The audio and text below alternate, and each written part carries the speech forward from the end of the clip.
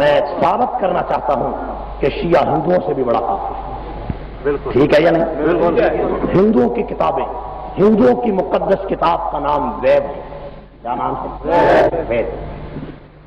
عیسائیوں کی کتاب کا نام ہے انجیل. یہودیوں کی کتاب کا نام ہے تورات. اور صابیوں کی کتاب کا نام ہے زبور. یہ کتابیں اور اس کے ساتھ اور بڑی بڑی کتابیں دنیا میں.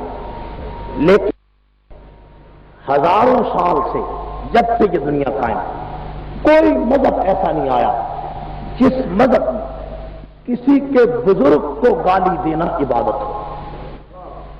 یہ اس میری دلیل پر غور کرو. سکھوں میں، ہندوؤں میں، عیسائیوں میں اور یہودیوں میں کوئی ایسا مذہب نہیں کہ آپ کسی مذہب کے بزرگ کو گالی دیں اور آپ کے اندر، آپ کے مذہب میں اس کو ثواب شمار کیا جائے کہ آپ دوسرے کے بزرگ کو گالی دیں. یہ ثواب ہے. یہ کسی مذہب میں نہ عیسائیوں میں نہ یہودیوں میں. میری بات آپ کو سمجھ میں آ رہی؟ لیکن شیعہ مذہب ایسا ہے کہ اس میں ابو بکر اور عمر کو ماں بہن کی گالی دینا عبادت ہے. مقبول دہلوی کا ترجمہ. میری بات کی طرف آپ کی توجہ ہے؟ بات سمجھ میں آ رہی؟ مولوی مقبول دہلوی کا ترجمہ قرآن ہر شیعہ کے گھر میں آج بھی موجود ہے. اس میں لکھا ہے کہ قرآن پاک میں جہاں بھی وقال الشیطان کا لفظ ہے اس شیطان سے مراد عمر بن خطاب ہے. پورے قرآن وقال الشیطان کا جہاں بھی لفظ وہاں شیطان سے مراد عمر بن خطاب. یہ شیعہ کا ترجمہ قرآن. اور اسی ترجمہ قرآن میں شیعہ نے یہ لکھا ہے، مولوی مقبول دہلوی نے لکھا کہ ان اللہ یأمر بالعدل والاحسان وایتاء ذی القربى. یہ قرآن کی آیت ہے. اور آگے ہے وینہی عن الفحشاء والمنکر والبغی. یہ تین باتیں. تو مولوی مقبول دہلوی کہتا ہے کہ ان اللہ یأمر بالعدل والاحسان وایتاء ذی القربى. اس کے بعد جو دوسرا لفظ ہے کہ وینہی عن الفحشاء، کہ اللہ تعالیٰ حکم دیتا ہے عدل کا، احسان کا اور نیکی کا، اور روکتا ہے. ینہا کا معنی روکنا. اللہ روکتا ہے کس سے؟ عن الفحشاء، برائی سے روکتا ہے. والمنکر، عیب والی بات سے روکتا ہے. والبغی، اور بغاوت اور نافرمانی سے روکتا ہے. یہ قرآن کی آیت کا معنی. لیکن مولوی مقبول دہلوی نے لکھا کہ وینہا عن الفحشاء، فحشاء سے مراد صدیق اکبر، منکر سے مراد عمر ابن خطاب اور بغش سے مراد عثمان غنی. ترجمہ قرآن میں یہ بات. بہاولپور کی انتظامیہ کے لوگوں آؤ اس بدماش مذہب کے مقابلے میں چاہیے یہ تھا کہ تم ان کی کتابوں کو ضبط کرنے کے لیے رپورٹیں کرو، ان بدماشوں کے لٹریچر پر پابندی لگواتے تو میرا راستہ روکتے. یہ مولوی مقبول دہلوی. میں اس کا تعارف آپ کو کرانے کے بعد ایک عجیب و غریب اس کا واقعہ بتانا چاہتا ہوں. یہ مولوی مقبول دہلوی اس نے لکھنؤ کے ایک بازار میں جلسہ کیا. جلسے میں ابو بکر عمر کو اور عثمان کو ماں کی گالی. جلسے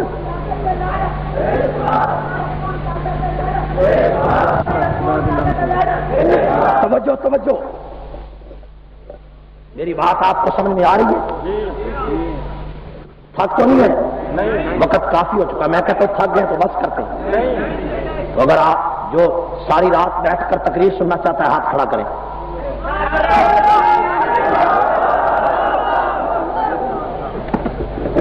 جب تک تقریر ختم نہیں ہوتی بیٹھے رہیں گے کہ نہیں؟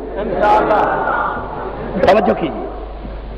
مولوی مقبول دہلوی جلسہ عام میں حضرت ابو بکر کو، حضرت عمر، حضرت عثمان کو ماں بہن کی گالیاں دی. مولانا عبدالشکور لکھنوی سب کو رحمۃ اللہ، وہ لکھنؤ میں تھے.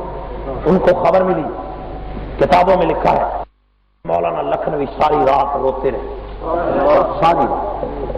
صبح ہوئی تو لکھنؤ کا ایک بیرسٹر تھا، بیرسٹر انور افضل اس کا نام۔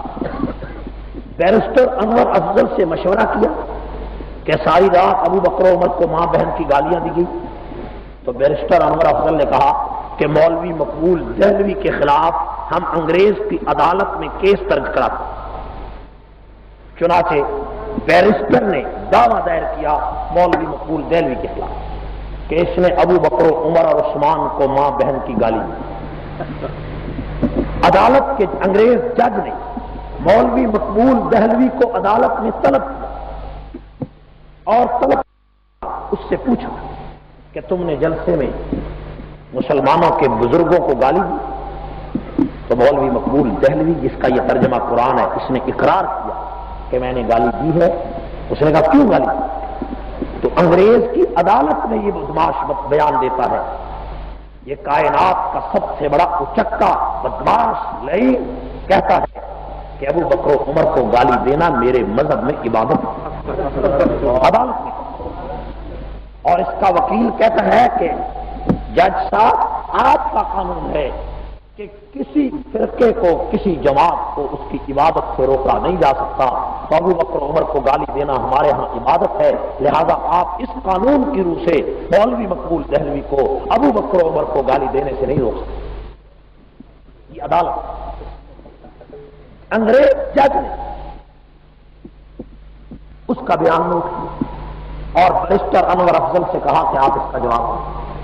یہ تو کہتے ہیں ہمارے مذہب میں عبادت ہے اور انگریز کا قانون ہے کہ کسی کو عبادت سے نہیں روکا جاتا۔ سوال بڑا عجیب تھا۔ بیرسٹر انور افضل نے کہا کہ اگلی تاریخ پر میں اس کا جواب دوں گا۔ تاریخ اگلی آئی، باہر نکل کر بیرسٹر نے مولانا عبدالشکور لکھنوی سے کہا کہ اس کا میرے پاس کوئی جواب نہیں ہے۔ بہاولپور کے جوانوں غور کرو، اس سوال کا میرے پاس کوئی جواب نہیں کہ عدالت تو کافر کی ہے، اس کو ابو بکر عمر سے کیا ہے؟ وہ کہتی ہے کہ ابو بکر عمر کو ان کے ہاں گالی دینا عبادت ہے، لہذا اس کا جواب قرآن و حدیث سے جو آپ کو سمجھ آتا ہے۔ مولانا عبدالشکور لکھنوی 14 دن تک دن رات بڑی بڑی کتابوں کا مطالعہ کرتے رہے اور ان احادیث کی کتابوں میں ایک پیغمبر کی حدیث انہیں نظر آئی اور وہ حدیث جب بیرسٹر کو سنائی اس نے کہا اس کا جواب دو۔ حدیث کیا تھا؟ میں آپ کو حدیث سنانا چاہتا ہوں۔ پیغمبر علیہ السلام کی حدیث ہے، ابن ماجہ مستدرک میں حدیث ہے، من صدنی فاقتلوا، جو گالی دے اس کو قتل کرو، حضور نے فرمایا ومن سب اصحابی فجلدوا، جو صحابہ کو گالی دے اس کو کوڑے مارو، نبی کے حدیث۔ بیرسٹر انور افضل نے کہا مسئلہ حل ہو، تاریخ آئی تو بیرسٹر نے جواب دینا تھا۔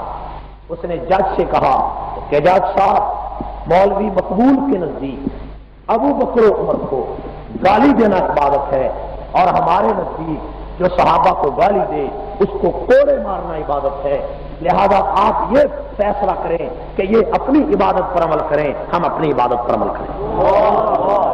امام اہل سنت علامہ عبدالشکور لکھنوی کہ انہوں نے ابو بکر و عمر کو گالی دے کر اپنے مذہب پہ عمل کیا، اب ہمیں اجازت دیں ہم بھی اپنی عبادت پر عمل کریں اور اس کی پشت پر کوڑے برسائیں۔ جب اس جج نے یہ سوال سنا تو جج نے فیصلہ لکھا اور آپ حیران ہوں گے کہ وہ فیصلہ آج بھی موجود ہے اور میرے پاس وہ پورا فیصلہ اور اس کا متن موجود ہے۔ جج نے فیصلہ لکھا، فیصلے میں اس انگریز جج نے یہ لکھا کہ جب سے یہ دنیا قائم ہوئی ہے اس وقت سے کائنات میں کوئی مذہب ایسا نہیں آیا جس مذہب میں کسی کے بزرگ کو گالی دینا عبادت ہے۔ لہذا شیعہ مذہب میں جو غیروں کو گالی دینا عبادت ہے تو معلوم یہ ہوا کہ شیعہ کوئی مذہب نہیں ہے، یہ کوئی ایسا گروہ ہے جس کا مقصد صرف گالی دینا ہے، اس کا کوئی عقیدہ نہیں، کوئی ایمان نہیں۔ لہذا سکھوں میں، عیسائیوں میں، یہودیوں میں، دنیا کے کسی کافر میں کسی کے بزرگ کو گالی دینا عبادت نہیں۔ اگر شیعہ میں یہ عبادت ہے تو شیعہ